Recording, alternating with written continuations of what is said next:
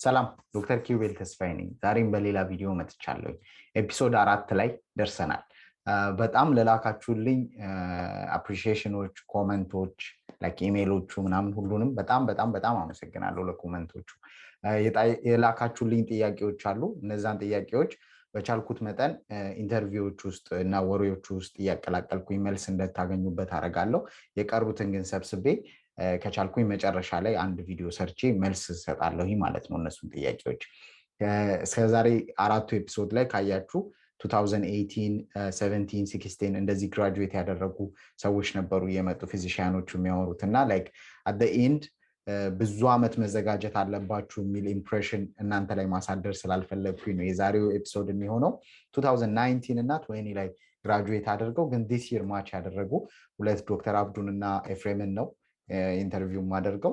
በጣም ላይክ ሁለቱም ስቶሪያቸው ተቀራራቢ ስለሆነ እንደ ዌቢናር ፎርማት አድርገነው ብናወራ ይሻላል ብለን ነው ይሄንን ያደረግነውና በጣም አሪፍ ቆይታ ነበረ። ግን ሁለት ነገር፣ አንደኛ ሳናስበው ላይክ ኮንቨርሴሽኑ ወደ እንግሊዘኛ እየተቀየረ ሄዶ እንግሊዘኛ ነው ብዙ ላይ የነበረውና I'm sorry for that ገና ሲጀምር። ያው ግን most of you I think ያው የተማርነው በእንግሊዘኛ ስለሆነ መልእክቱ ይደርሳችኋል፣ አንደርስታንድ ታደርጉታላችሁ ብዬ አምናለሁ።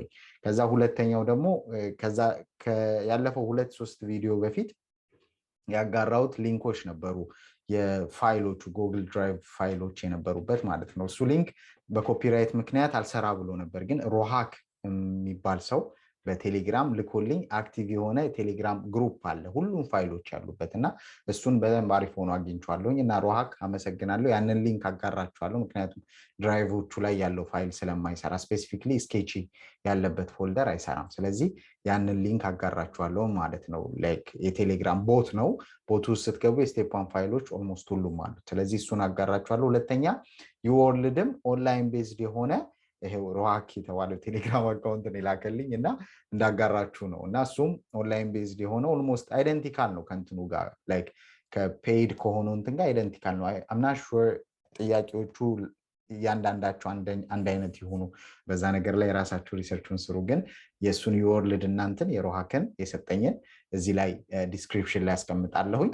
ስለዚህ ወደ ቪዲዮ አሁንም ከመሄዴ በፊት አንድ ደግሞ like ከኢትዮጵያ ዳይሬክትሊ ሬዚደንሲውን with home country residency አሜሪካን ሀገር ፌሎሺፕ መቀጠል የቻለ ሰው፣ ምክንያቱም እንደሚቻል አውቃለሁኝ ኢትዮጵያ ሬዚደንሲ ተሰርቶ ፌሎሺፕ አሜሪካ መቀጠል እንደሚቻል አውቃለሁ። ያው USMLE ስቴፕ ኤግዛሞቹን ማለፍ አለባችሁ፣ ግን እኔ ቲዮሬቲካሊ እንትን ከማድረግ ይልቅ በደንብ ያንን ፕሮሰስ ያለፈበት ሰው የምታውቁ ሰዎች ካላችሁ ኮንታክት ኢሜይል ስላለ ብትሰጡልኝ ደስ ይለኛል። ምክንያቱም ብዙ ሰው ከዛ ጀርኒ ሊማር ይችላል ብዬ ስለማመን እሱን አንድ ኤፒሶድ ብጨምር ደስ ይለኛል። እነዚህ መልእክቶች ካልኩኝ ወደ ዋናው ቪዲዮ እንግባ፣ አብራችሁን ቆዩ።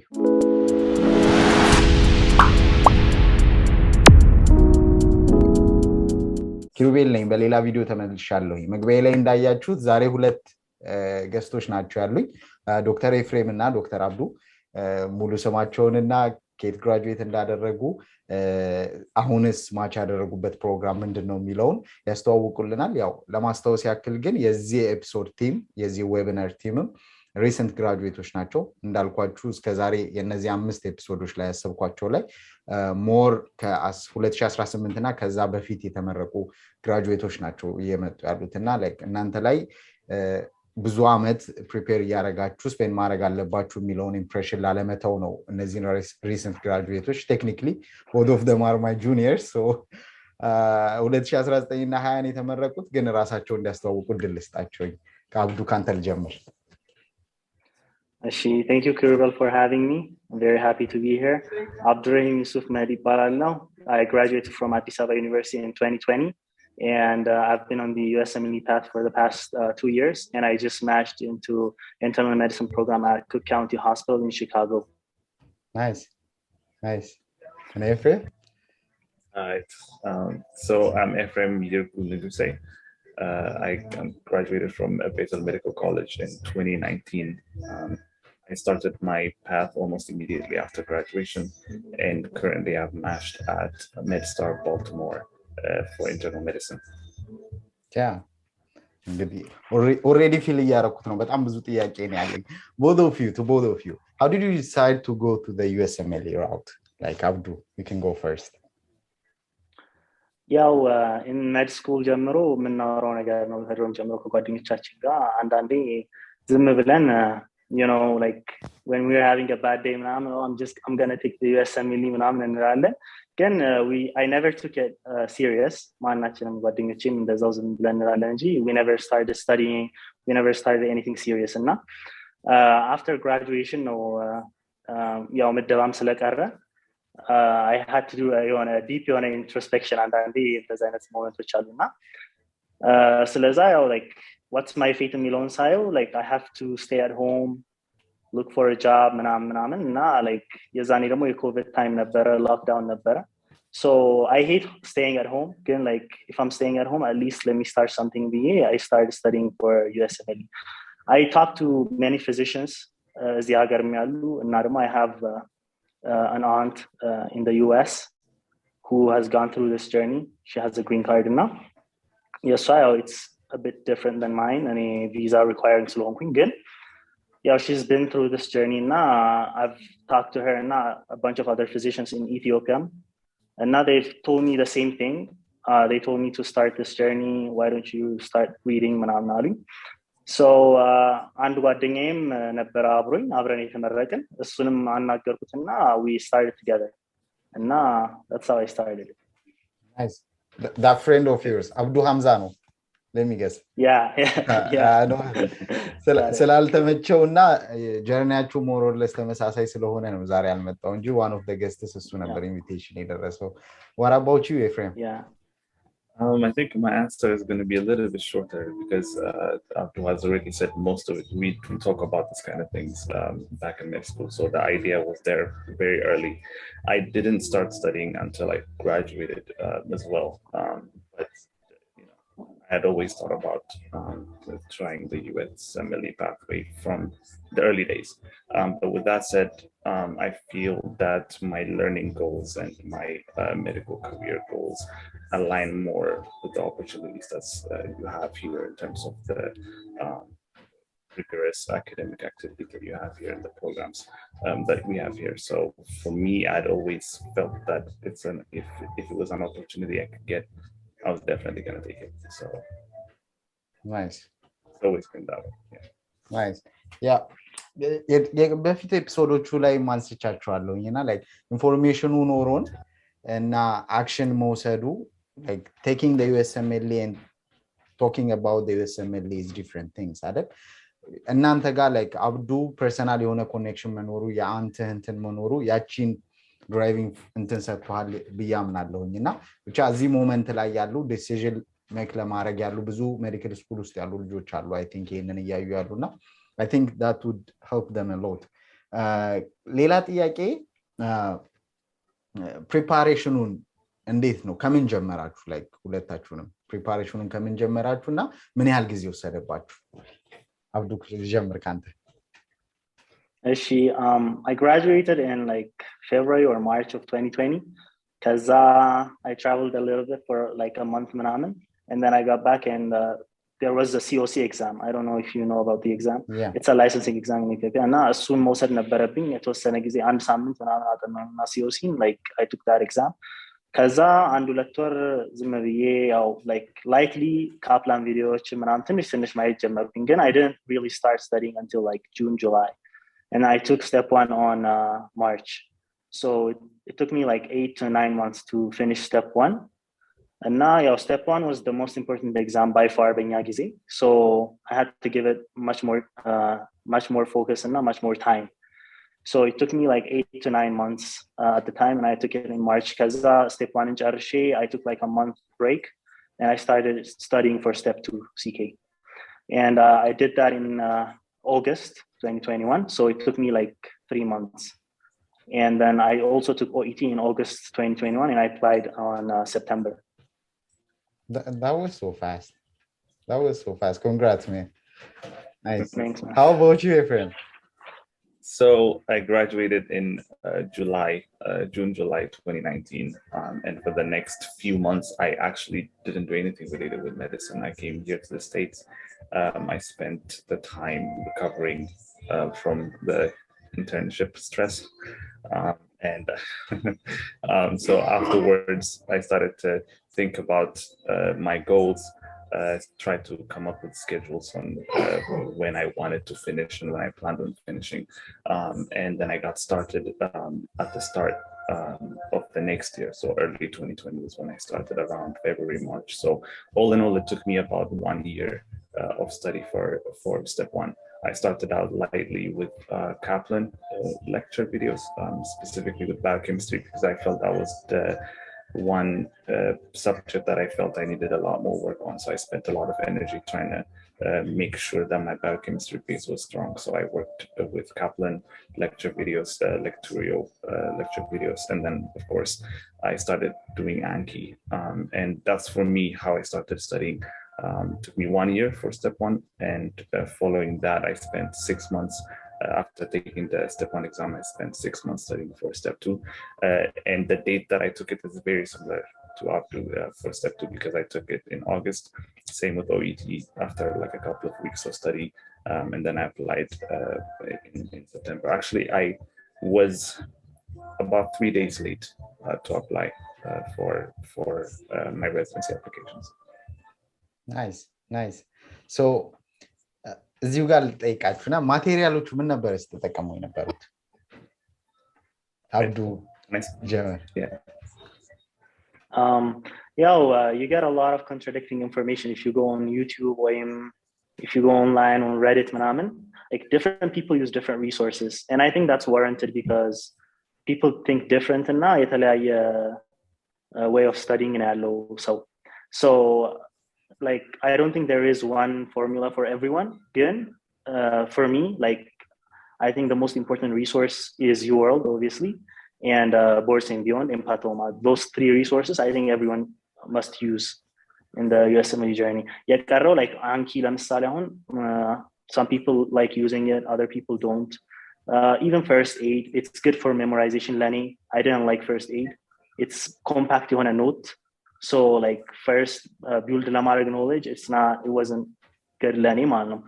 So any use ያደረኳቸው በደም Uworld, Boards and Beyond, Pathoma, and then Ambles. Nice. And Ephrem? So this is where the point you made about Anki is important.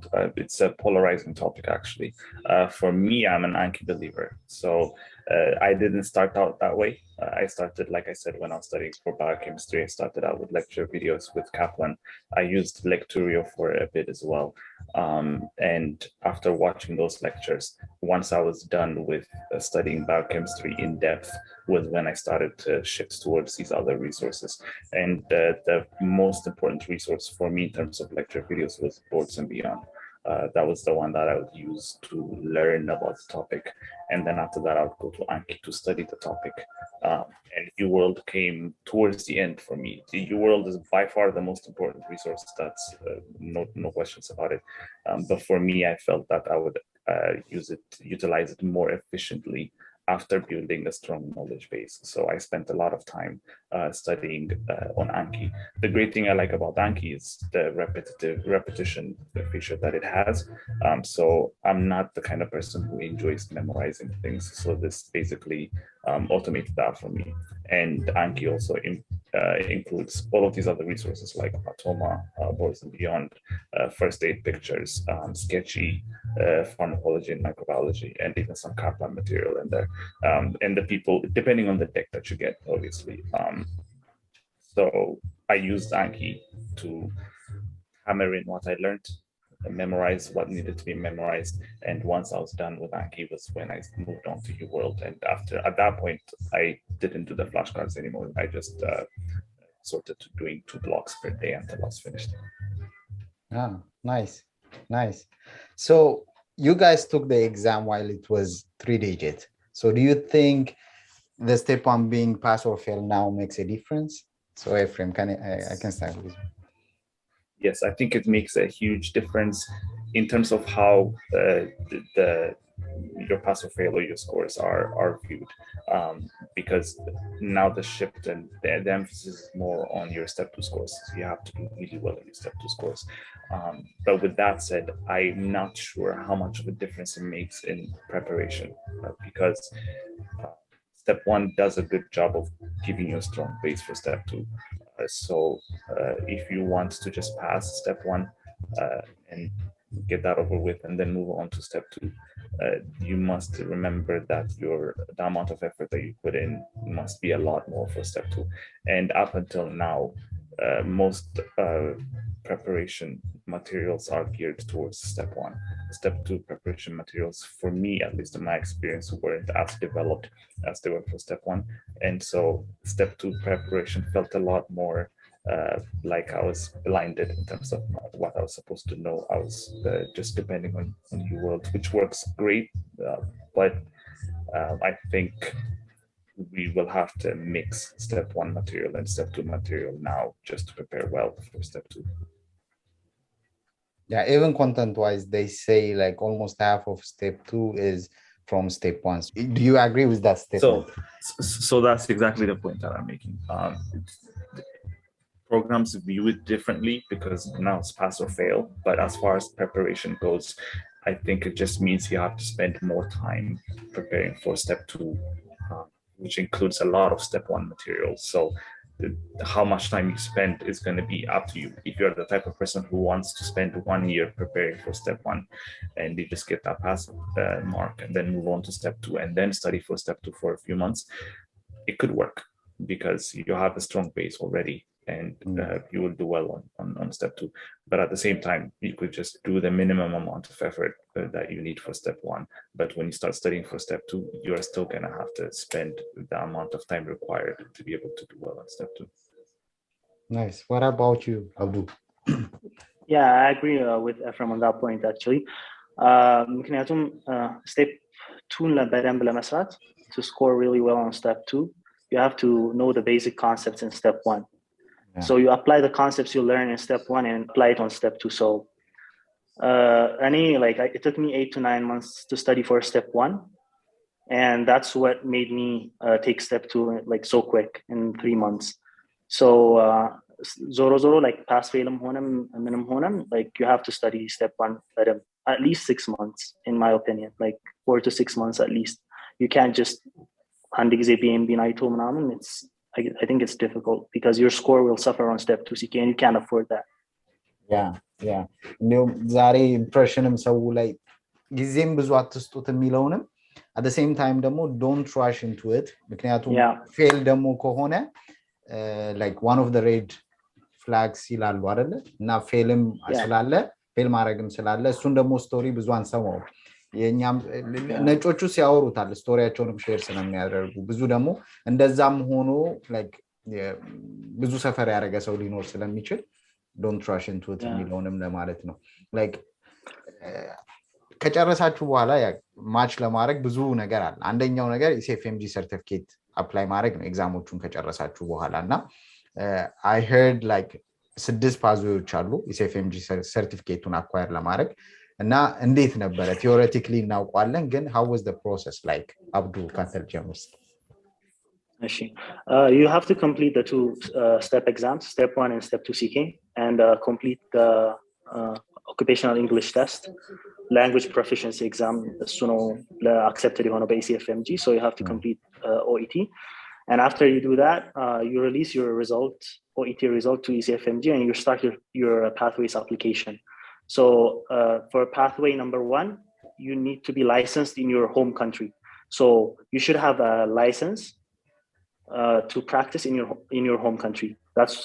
That's when you'll be eligible for pathway 1.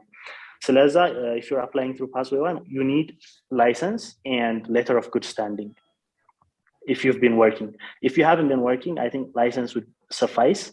Again, if some people demo in Ethiopia, they don't have license, and they just been ተመድበው እየሰሩ ስለነበረ እነሱ they need a letter of good standing. እሱን በኤፍኤምአካ አርጎ ኤሲኤፍኤምጂ ሪፕሬዘንታቲቭ አለኝ ኤፍኤምአካ መላክ ይቻላል እሱን ቀጥታ ለኢሲኤፍኤምጂ ልኩላቸዋል and that's how the pathways process is processed. The pathways application is processed and it takes like 2 weeks from then till you become fully certified, like 2 weeks to 20 days. It took me 20 days to be certified. And they require a payment of $900 something, right? Yeah. Yeah. Yeah. And last time ብሩን ስናነሳ ብዙ እንደመር ነውና ወደ 10,000 ምናምን ሆነ ከኢትዮጵያ እንትን ሲል ግን የረሳነው ደግሞ ሌላ ሳይድ ኦፍ ዘ ስቶሪ ዩኤስ ውስጥ የሚማሩ ልጆች ደግሞ like 300,000 350,000 400,000 ድረስ ሜዲካል ሎን ዴት accumulate አድርገው ነው እዛ ፖይንት ላይ የሚደርሱት እና if you think about it that way it's a shortcut really. Yeah, I think the way it came about is actually a lot of students complaining about the cost of CS here in US, and they compared how much money their students spent on it and how useful it was for determining if medical students are actually qualified for the job. So they decided to discontinue it for them.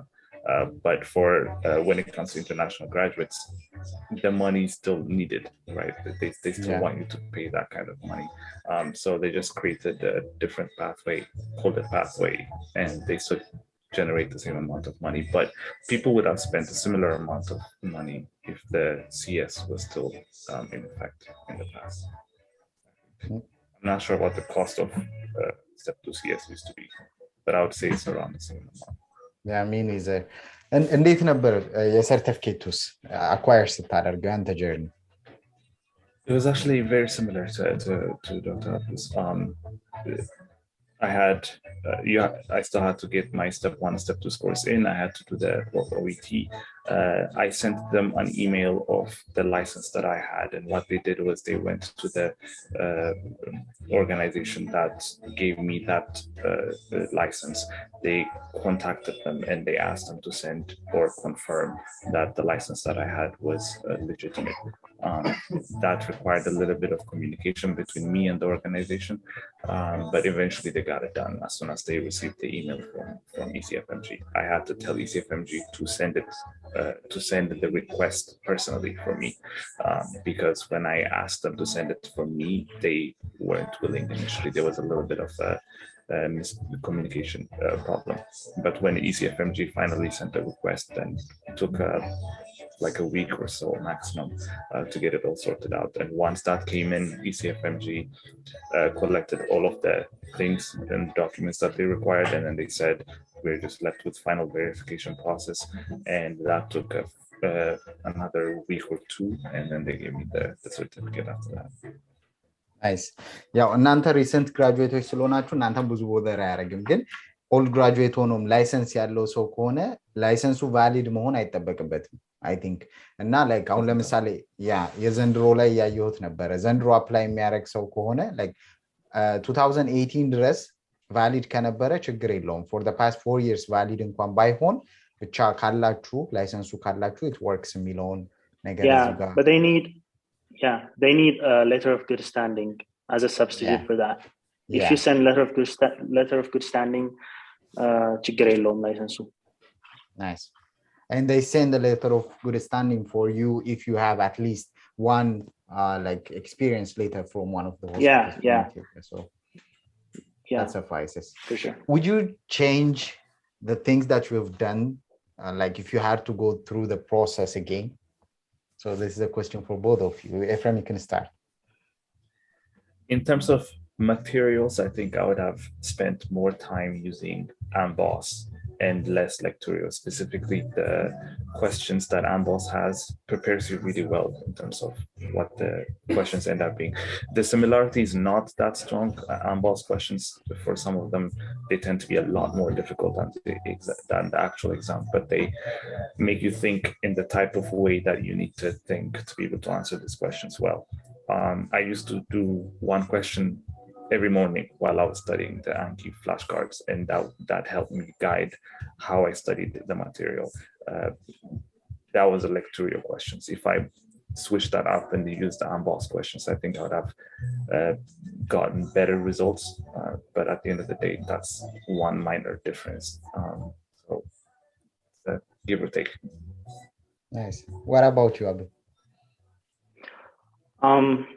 I would say I don't know, I'm relatively content with my journey, but there's always something you can change, and I wish I was more aware of the timeline of application, because I took step 1 in March, so that didn't give me enough time for CK.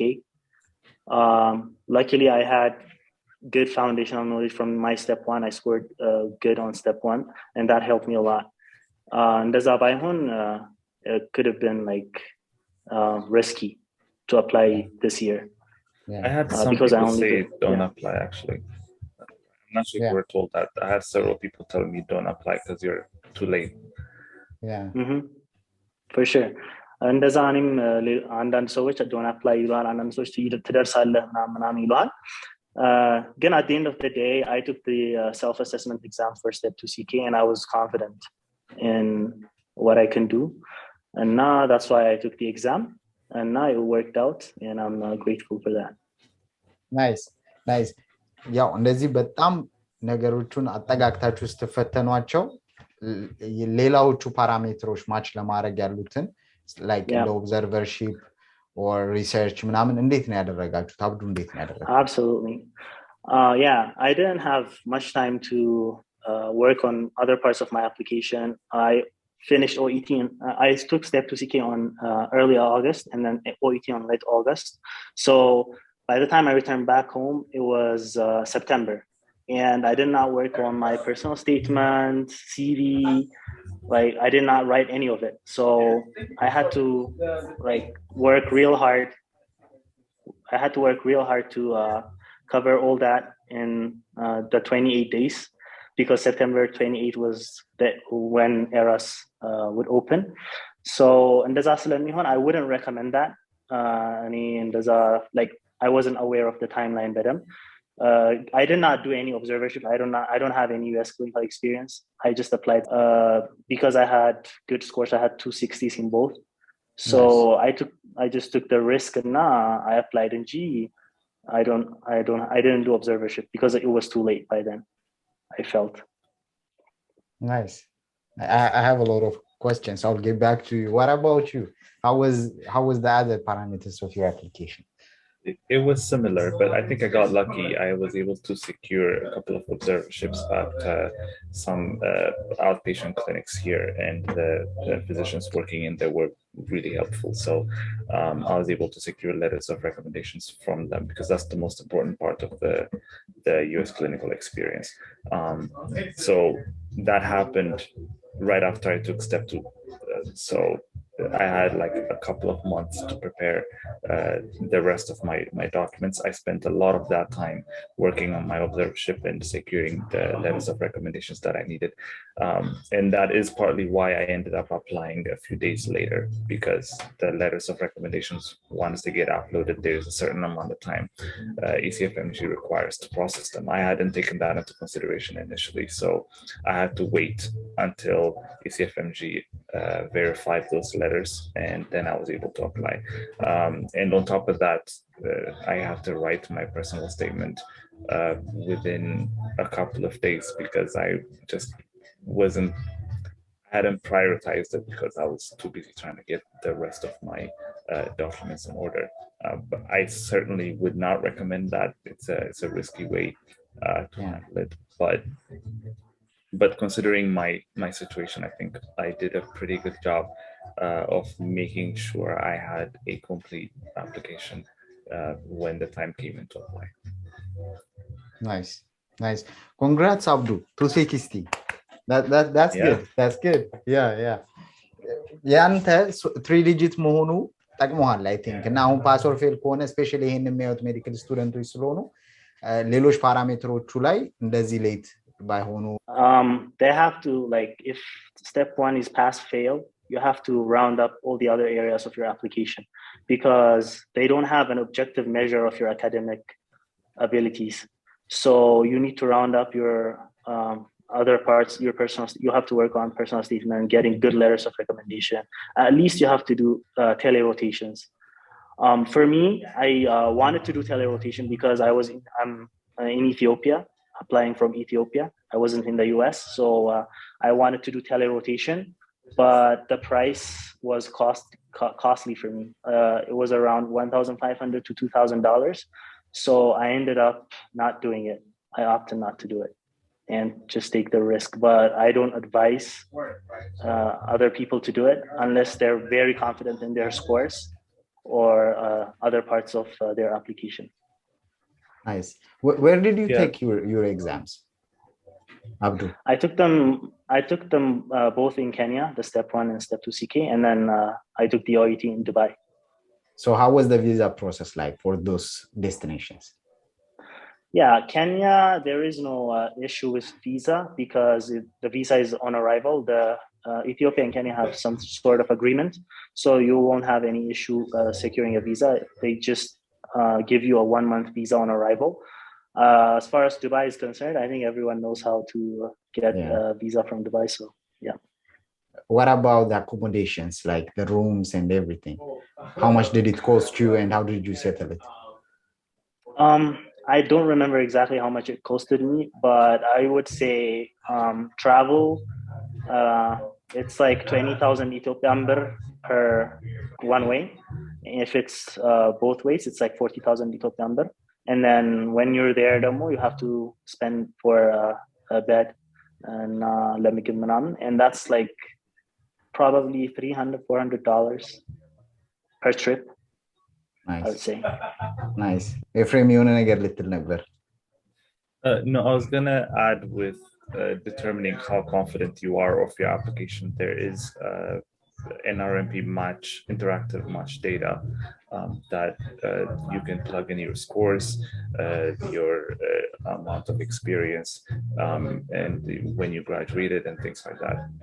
And you can put in your data in there and it will give you a graph of your probability. And the data is historical data. So it's students that matched to residency programs in the past few years. So I think that will give you a pretty good estimate of where you stand as an applicant. And I think that's a good tool to use to see where you stand and how changing certain aspects of your applications will improve you. So people should take advantage of that. Yeah, that's a nice tool. Maybe I know Abdu has a Telegram group that we will be discussing about later. We can both share it in our platforms. Okay. Recent medical graduate. Ephrem, you can start.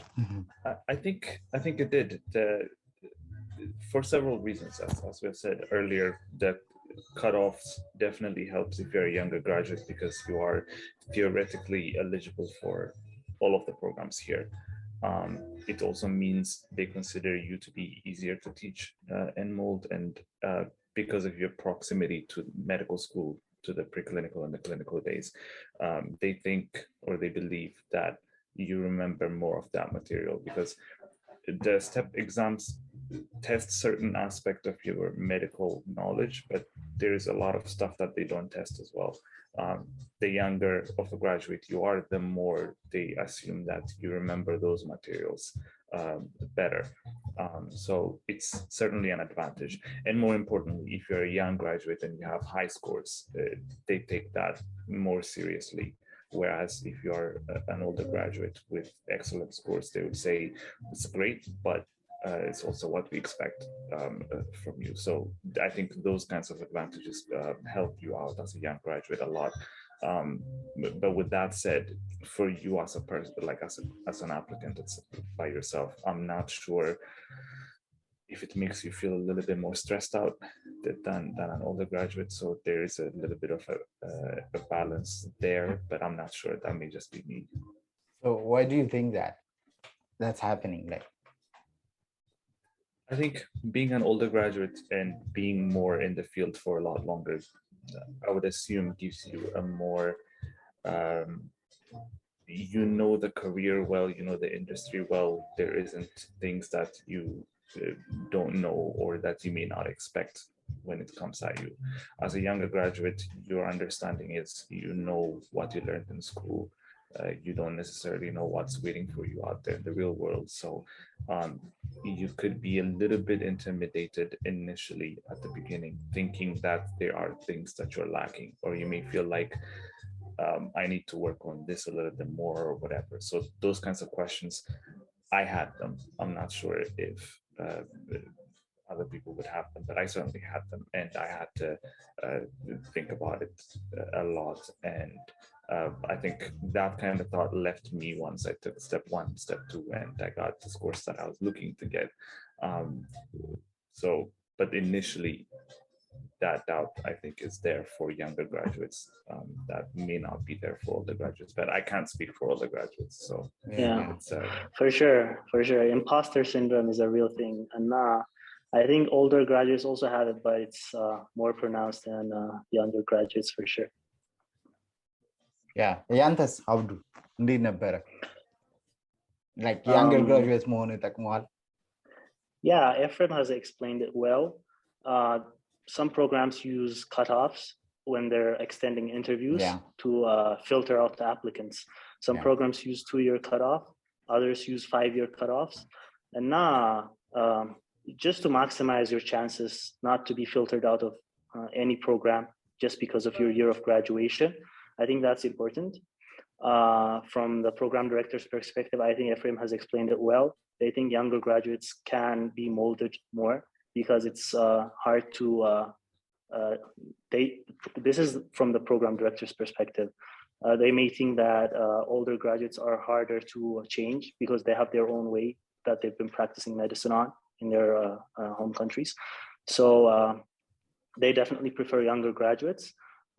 From your perspective, from the applicant's perspective, I think momentum is powerful. I believe it's better to just go about the exams continuously, just taking short breaks rather than just taking years going through this journey, because you want to get through this journey and get to life as quick as possible. And that's my opinion of it. Nice. So የሜዲካል ስኩል ውስጥ ግሬዳችሁ ጠቅሞናል ብላችሁ ታስባላችሁ ወይስ ኢምፓክት ነበረው ማሽን ፕሮሰሱ ላይ? ኤፍሬም ካንተ ልጀምር። For me, it did. I had the highest GPA from my class, and most of my interviewers picked up on that, and they were impressed. And it changes the content of the interview from you have something to prove to are you a likable person. So it definitely takes the pressure off when you have good scores. So I felt it definitely helped me a lot. And Abdul? I agree with Ephrem. I think medical school grades are, their importance is underrated amongst the applicants, but program directors really look into it. It doesn't mean that if you have average or below average scores in med school, you can't match. It doesn't mean that at all, but if you have really good medical school grades, especially in the specialty that you're applying to, that helps because it's another proof of your academic prowess. So, and like I graduated with very great distinction from Addis Ababa University. So when people see that on my CV and they see my scores and both align, so that's a proof of my academic prowess to the program the program director's perspective. So it makes the interviews a little bit better. They're a little bit easier on you because they already know that you would be a good fit to their program, and they're just trying to see your character. Yeah. Very great distinction means above 3.5, right? 3.75. 3.75. That's nice. But I have one question here because different schools have different range of grades. So like, let's say in my school, in Jimma, it's really hard to get B above 3.8. Like the top scorers can only get like 3.7 or something. But relatively, you can get that grading as a medical school. So this kind of differences is expected. And I think you guys can compensate it in the step exam, but I think an important thing to remember, for example, I had the highest GPA in my school, but my GPA is actually 3.67. So it's very difficult to get a high GPA, at least from my batch in beta. But the way these programs look at it is not just take your GPA at face value. There's a document that they used to call it the Dean's Letter before, and now they call it the MSPE, which is a medical school performance evaluation. And they pay very close attention to that because in that document, you are able to show your scores compared to the rest of your cohort. And that's what they want to look at. So You could be getting a 3.5, but if nobody else got the 3.5, that's a good thing for you. It means that you are top. It's not, it's not the absolute grade that you have. It's more where you stand amongst the class that you were in. So for me, scoring in very great distinction, that means not everyone is going to get that. You know what I mean? Yeah. It's an honor, right? So you have to be in the top 10% to get that honor, right? So what they look at is not the absolute grade. It's where you stood amongst your class. And you have to express that on your CV. Nice. I think the MSPE is not a document that's I can say it's not well written for people that come from our country, because we don't pay that much attention to percentiles. But if you know where you stand in your class, or if your registrar has a good record of the graduates' record scores, when they write that document for you, they will be able to place you where you stand for each of the classes. So if you are a top student in your specific clerkship, for example, in internal medicine, you're applying to internal medicine, that will be of benefit to you. So not just the overall grade point average, but also the specific rotations that you're doing, the assessment that you get in the percentile where you fall in comparison to the rest of your peers is what they're going to look at. So the MSB is definitely an important document that I think we need to pay more attention to. Oh, so when is it submitted, the MSB? Like when you apply for the SFMG certificate, or? This would be ERAS.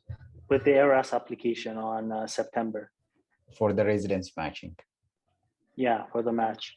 One thing to mention here is it's better to have bad med school grades and get good USMLE scores than the reverse, getting good med school grades and bad USMLE scores. That would reflect bad on your application.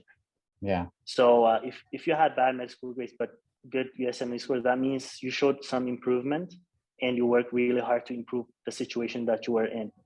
But if you had really good scores in med school reported, but bad USMLE scores, that just tells the program directors that the medical school you've been in was not good enough, or it didn't equip you with enough knowledge, even though you were a top student. So it's more of a red flag. So the reverse is better than, getting bad scores in USMLE exams. Nice. Ephrem, you were going to say something, no? No, just the same. I was going to agree with what nice. So your application must correlate as much as possible. If you have a red flag, it throws doubt into your other achievements. Whereas if you have a good stack of high performances in each component, then it plays out well for you. But with that said, there is a hierarchy where the step scores are the most important information that they have on you, and that is followed closely by other documents like the MSB. It's probably a close one in terms of showing how good of a candidate that you are. Yeah, there's actually a data by the NRMP showing the program director's ranking of the importance of the exams and the MSB and other documents on the application. So we can put a link on that. Yeah, I think I've seen that document which puts step 1 score was at the top, and most of the things which are at the top are things related to the interview and the like. I was surprised to see that, but I'll share. There are two of them. Yeah, there's two data on that one. So the first one is to secure an interview, and the second one is for ranking purposes. So when you are trying to secure an interview, the ones that are very important, especially now, number one is, I think, is step 2 scores, followed by step 1 scores. But now that's not going to be the case because of pass or fail. But with that said, there are other components like the MSPE, your transcript, and your personal statement and the like. But once you secure the interview, the information that most program directors will say they depend on to rank an applicant is going to be most of the interview components. And because at that point, everybody that they're interviewing has similar profiles, and what they're looking for is, are you someone that they can work with? Are you a likable person? Do you work hard? And they get that kind of information from the interview that you have. Not for all programs. There are some programs that I would say make up their mind purely on the metrics, and the interview is more of a formality. They have already figured out how they're going to rank you. But a good chunk of programs will depend on your interview as well. Yeah, nice. I agree with Ephrem on that one. They use STEP scores and MSBE to extend interviews. They use those parameters more. But after the interviews, it's more of your performance on the interviews. The STEP scores matter after the interviews, but they matter far less than your actual interview and how likable as a person you are. Nice. Now you both are done with the whole process. And what advice do you have for the medical students that back home? I think the most important thing is, Abdu said it earlier, you have to give yourself some time to figure out what works for you. So it took me a while to figure out that flashcards is the way to go for me personally. That doesn't work for everyone, but you do need to give yourself a good amount of time to figure out which method of study works best for you. And once you find that, try as hard as you can to stick to it. Be willing to change if it doesn't work, but not so much that you're starting in new materials every few months. You have to try to stick to one or two resources that work best for you. Another thing that I would say is try to use the data and tools that you have available. Reddit is a very important resource. It was very helpful for me to predict my scores. So like the self-assessment scores are helpful on their own, but Reddit would be able to give you a much more accurate prediction of your scores based on the scores that you get on your self-assessment. So I would say try to get on Reddit, follow these, join these groups that help you prepare for step 1, step 2, and use the tools that they have over there.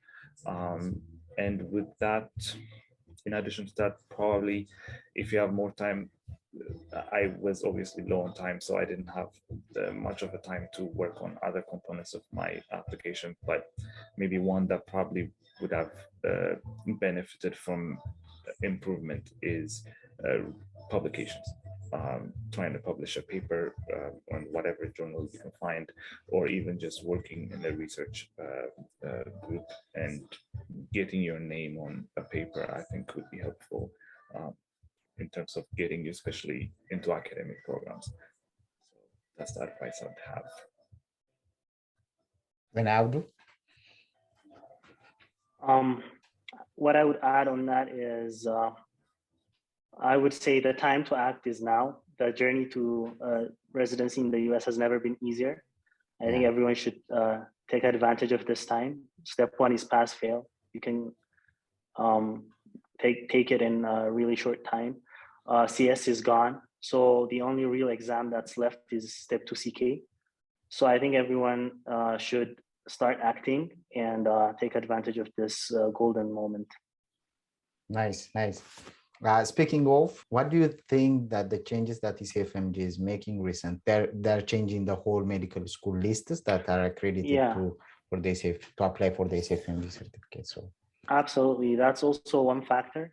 The WFME after 2024, our medical school, all medical schools in Ethiopia lose accreditation. So for anyone that wants to go through this journey, I think the time is now. They have to register and take the exam. Exactly. And I think more research needs to be done on exactly how we're going to register these universities and colleges on the new version, because it's just a matter of following some procedures. So people who are very early in medical school, I think now should be a good time for everyone to start looking into these topics to make sure that they're on top of it. Yeah, but I tried to see some of the requirements that they put for the medical schools to be registered in the new list, and it's really the bar is becoming really high for the medical schools to match that requirement. So One factor is step one, going pass fail. I think that eliminates they cannot figure out the quality applicants from those with low who would have scored low. So step one, going pass fail, has affected the accreditation process. They don't want to accept students from mostly from Africa and Asia. Most African schools have been eliminated for this purpose. Yeah. Before, there was step one had a score, so they could better identify competent applicants, those with good scores, even if they're from countries from third world countries. But now that they've turned step one into pass fail, they also eliminated applicants from those countries. Yeah, certainly going to be challenging, but I think for sure. I guess I'm a bit optimistic in that regard. There is a lot of money involved with these applications. So my guess is they're gonna still want more applicants to be joining people. So it just means we have to figure out how to navigate these. So being on the lookout for new and updated information, I would say would be very useful. People who have already graduated, I think they should work on getting certified as quickly as possible, whereas people who are very early in their medical studies need to be on the lookout for the latest information on these things. Nice. Nice. I have one question for Abdu. Abdu, I know that you have a Telegram group called Successful IMG. So could you tell us more about it and what you do with that channel and everything? Yeah, I created that channel right after I passed my step one. It was originally created to guide Ethiopians who are going through this journey. It provides lots of information from the cost of the USMLE journey to the entire process that needs till they match to residency. So I think there is a lot of information in there, and I think people would benefit from it. But most of the subscribers now in the Telegram group are from India and Pakistan. Not a lot of Ethiopians take advantage of it, and I highly advise for everyone watching this to go and subscribe to the Telegram group. I'm also writing an ebook to guide people applying to the match, from a guide that shows them the path from start to finish, because I think having a mentor is very important. I think it would make the journey 10 times easier if there is a person that can tell you what to do, when to do it. So I want to be that for other Ethiopians going through this journey. That's why I'm writing the book, and I'll release it on the channel soon. So be on the lookout. Nice. That's really nice. ያው ጆይን ማድረግ ከፈለጉም ዲስክሪፕሽን ላይ አስቀምጥላችኋለሁ። እንትኑን ገብቻ አይቼዋለሁ። a lot of nice informations, a lot of on point advices and resources as well. So at the end, I want to ask you guys if you have any advice for the medical students and young graduates, and if you want to thank anybody which is important to you in this journey, I'll give you the chance. First, Ephrem goes. Oh, all right. I had mentors along the way who gave me important bits of advices that changed how I prepared for all of this. So I want to say thank you for them, for showing me the way. I would say most importantly, thank you to my family. My brother helped me a lot in terms of preparation for the interviews and writing my personal statement and things like that. So definitely thank you to my brother. My parents obviously helped me financially and by being there and giving me the space to study. So those are a privilege that I knew I had and that I had to use. So that was very helpful for me as well. And for the rest of the Ethiopian IMGs that are considering starting this path, I would say is trust your intuition. Work your hardest. Don't just limit yourself to